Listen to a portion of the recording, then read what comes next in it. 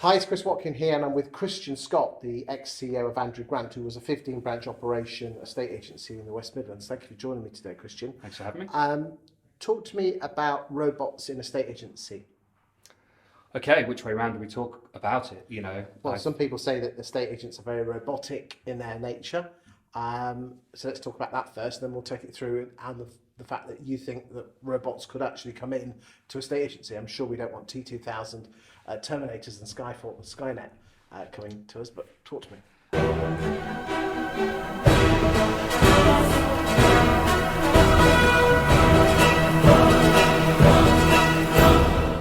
I think genuinely, as you look across the variety of agency businesses and the way they've invested in technology, the way they've invested in their own internal compliance, ISO, things like that, they build systems to run their businesses.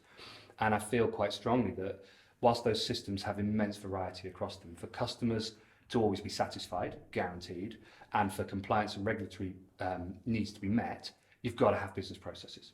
They're serious business.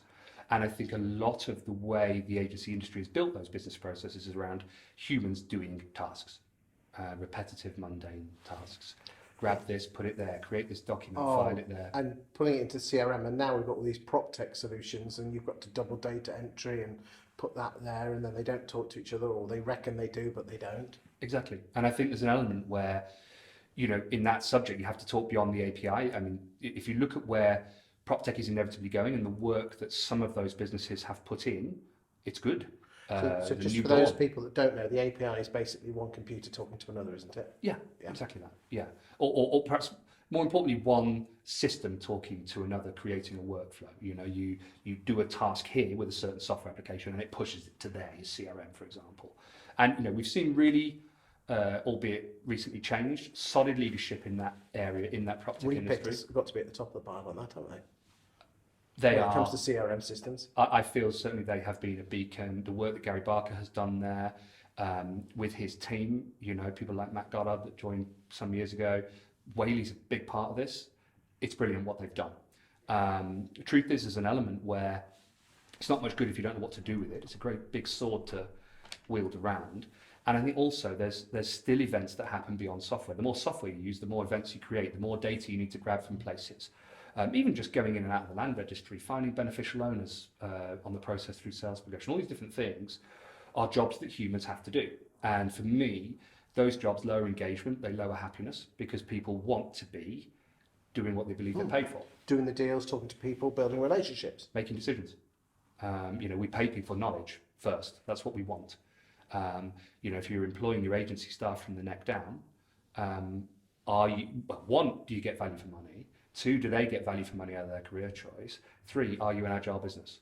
Can you move at pace? If you look at all of what's coming out of big leadership businesses like McKinsey's about what the future of the workplace is post-COVID, agility and being able to redefine yourself in a moment's notice as things change, it's becoming an absolutely vital component of how people need to build their businesses.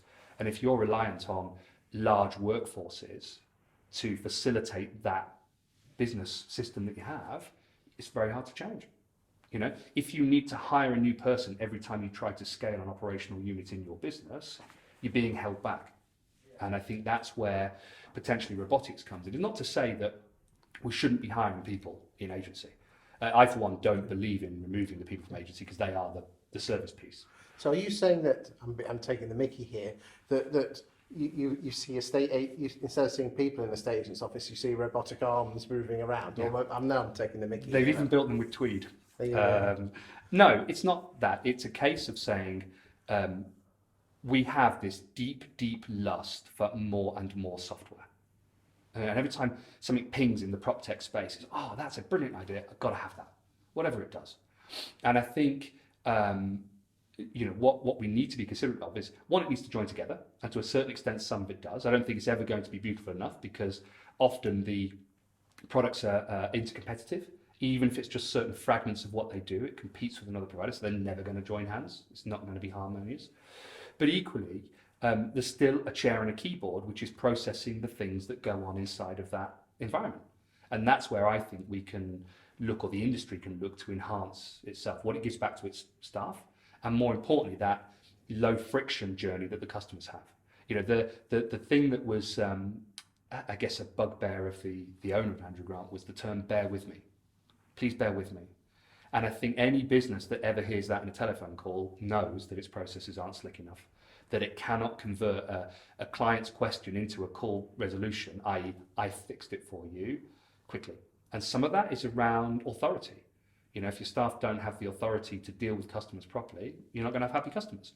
Some of it's around business processes. If they've got to grab this here, open this, jump in and out of that, ask the person next to them, ask for permission, the customer feels that in the most brutal way at the other end, because when they're working with other businesses, they don't feel it. No. Digital first businesses aren't, you know, they aren't taking the joy out of their offering.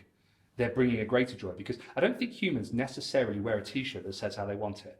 You know, as a customer, I don't come to an estate agent and say, this is exactly what I want. At 11 p.m, I'm in my bed and I like to flick through on my iPad or phone, check things out. At 9 a.m, I want to have a quick telephone conversation to set the tone for the following day or the following week. At 4 p.m. on a Friday, I want to recap. And then all the way through the weekend, at any moment, I want to be able to just do this and know what's going on. They don't come with a t-shirt that says that. So you can't wait for them to ask you that question. You've got to build a business that gives them. It's the old adage of that no one asked for a motor car, they just wanted a faster horse. 100%. 100%. And different people want it in different ways. Having that seamless human digital blend is the answer, so that one client can say, I want telephone calls and letters in the post, because that's how I like to be spoken to and treated. And another client can say, I don't want to have anything to do with you until there's an emergency.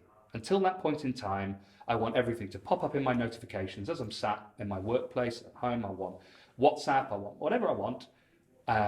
So do you think the communication piece and the way we deal with customers is we do it on our own terms, when in reality we should be, because we're in the customer service business, the magic word is serve, we should be asking them how they want to be communicated with, and then however they want to be communicated, we do it. So if someone wants emails or phone calls, the computer sorts all that out for us. I think there's a ton of answers to that, because it varies from agency business to agency business. It varies to how advanced they are, not just with their technology, but in terms of their cultural adoption of that technology. You know, I've had conversations with people said, well, I was in a WhatsApp with a client. Who's WhatsApp? On my phone. I'm like, right, so you've got an interaction with a customer going on in a zone outside of our business. Well, why would you do that? You know, you're creating, it's an accident waiting to happen. And yet that person knew that the demand from that client was, this is what I want. This is how I wish to be spoken to. And I think that's most complex for people, because unless you've thought it through years ago, it's a really challenging perspective now. So what's the answer? Are you expecting people to build robotic estate agencies, or is it a case of the CRM sorting themselves out, or the PropTech solution sorting themselves out? How do we sort this out? I think it's a combination of all of them, and I think the answer varies from business to business. I think the real truth is agencies should be different, and I think PropTech homogenises that. Well, I would say that the portals did that as well, Totally. and CRMs. Totally true. So now, are you saying the other way is that PropTech and CRMs can now, instead of homogenising a estate agency, can actually help and differentiate? Yes, and they've got to, because we may as well just let Rightmove, or I guess Zillow's on its way, we might as well just let them go direct to the consumer and take over. If everything is always the same, and I think the single thing, I think estate agency businesses need to go back to 1971 and take the technology they've got now with them. I think in those days, it was a phone, talk, communicate constantly. And I think that's what's gone or going out of the industry. You know, it's not that we need to focus on the phone more, we need to focus on the love. We need to make that part of the business be the bit that the customer feels, and everything else blends seamlessly around them through technology, through robotics, through CRMs, portals, whatever you want to describe it as. That's what needs to happen. Thank you for your time today, Christian. Fascinating. It was a joy.